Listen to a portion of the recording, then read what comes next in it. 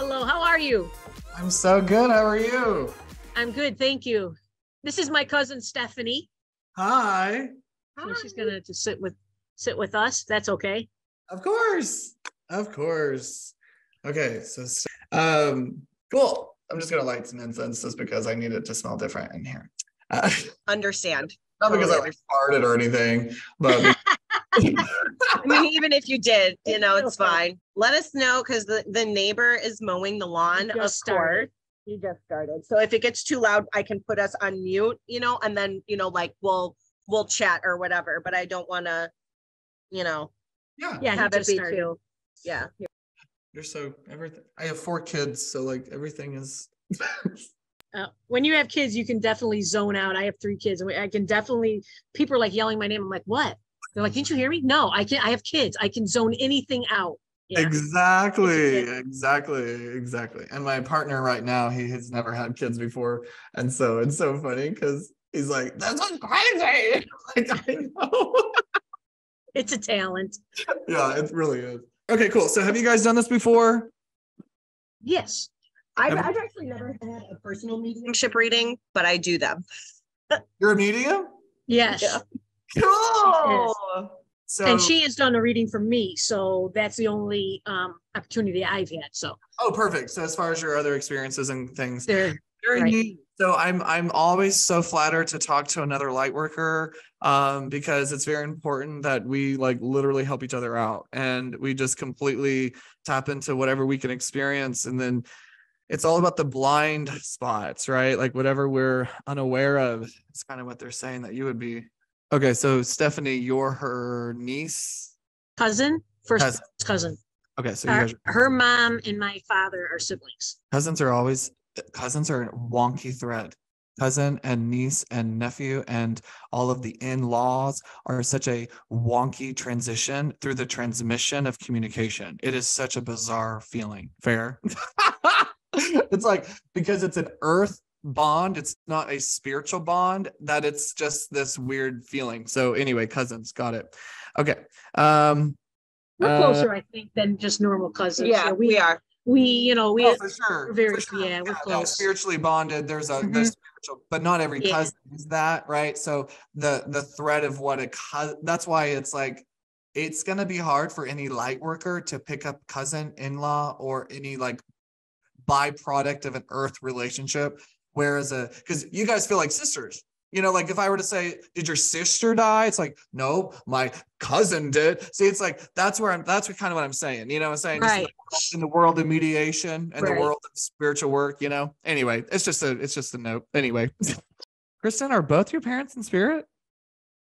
In spirit? No, they're not dead. No, neither one. No. Okay. I have a set of maybe grandparents then.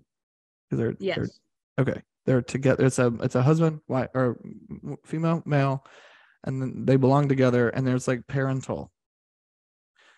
So did someone else raise you?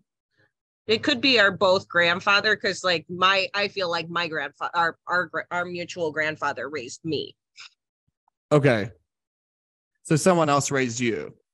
Kind of. I mean, like it was, like I would go over there for like the summers and stuff. And like, I always wanted to run away to there, and I would sit outside and be like, I want to go to grandpa's house, because I wanted them to be my parents and not my actual parents.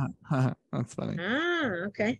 But it's like a younger soul, someone that died before we felt their time. There's a soul here that died before we felt their time. And one. Yeah. Just wait. Sorry. Let him. Is this for you mostly? Like it belonged to you like a child or a friend? Like there's a young. So wait, one moment. There's a couple things happening at the same time. So hold on a sec. So did you miscarry or terminate a baby? Yes, I 2. One was a terminate, the butt was losing, and another one was a loss. Okay, that's why that was happening. That's why I felt the sensation that you have children souls over here, but then they showed me termination and then miscarriage. Both, yeah. Okay. And then so the young soul that died before we felt their time. Hold on a sec. Did we not get to say goodbye to that soul? Do we know do you guys understand any suicide or taking of life?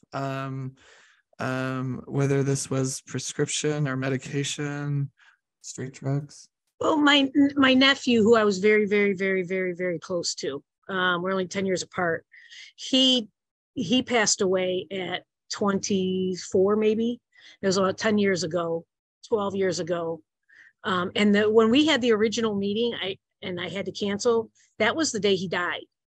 And I really miss him. And so he died. He was jerking off and he died of suffocation because he put the bag over his head. And they had been drinking and doing drugs all night. And his friends left. And so he fell asleep and I didn't get a chance to say goodbye. And it really tore me up. Okay. So that's why I was didn't get the chance to say goodbye. There's all that track to this soul that's coming forward, that's trying to just acknowledge safety and security.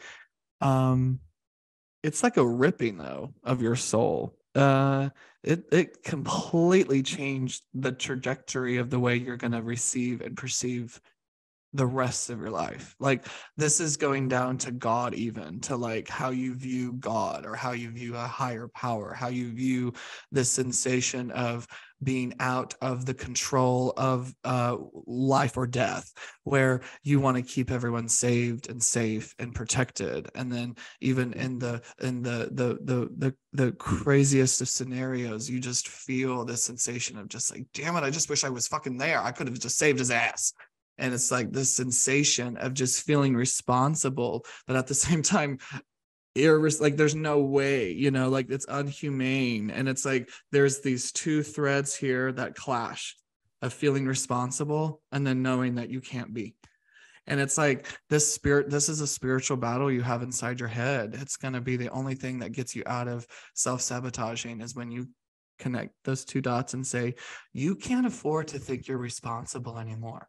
You literally have to look at yourself and say, I am not responsible for people anymore. You literally have to feel and take off that burden.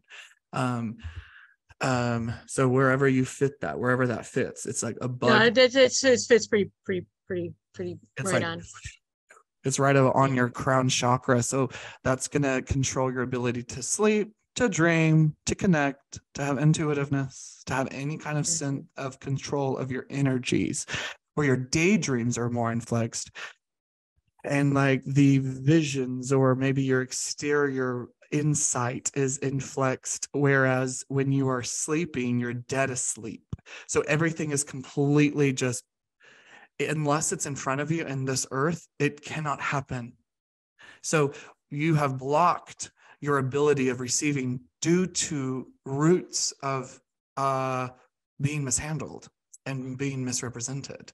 There's a sensation of individualization that's allowed us to feel very much inferior to others when it comes to what you believe is best for your life. And this has been worked at. However, this is what's being presented, which is the ability of receiving help from people that you don't believe could do it as best as you, because there is a distrust that we have come by from no one doing it right unless you just do it yourself. And then this disbelief that people have had within you, you've had to counteract that by becoming your biggest advocate. And that has been the reason why you are stubborn, but also loving and very compassionate. And it's like you have all of these sensations inside. It's like a blender. It would be a wonder why, it's no wonder why you're discombobulated. Your autopilots are in, like, they're going like, phew, phew, phew, phew, phew, phew. And so you're holding on to people's bullshit. So you need to throw all that back.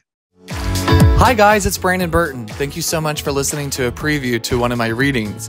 You can access the full episodes by going to readingswithbrandon.com/podcast. There you can subscribe and have instant access to past episodes and inner circle conversations, and I hope to see you there.